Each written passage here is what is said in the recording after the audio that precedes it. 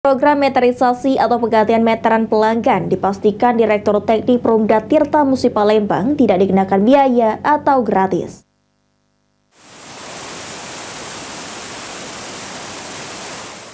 Hal ini diungkapkan oleh Direktur Teknik Perumda Tirta Musi Palembang, M. Azharudin, terkait program meterisasi atau penggantian meteran yang dilakukan Perumda Tirta Musi saat ini dipastikan tidak dikenakan biaya atau gratis.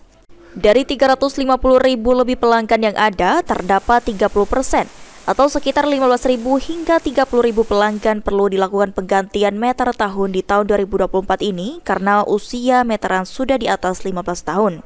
Pergantian meteran perlu dilakukan untuk menjaga akurasi hitungan pemakaian air bersih oleh pelanggan. Pelanggan tidak perlu khawatir karena tarif tidak akan mengalami kenaikan. Jika ada kendala, pelanggan bisa mengajukan komplain. Dan jika pelanggan ragu, bisa meminta langsung surat tugas dari petugas yang datang untuk melakukan penggantian meteran.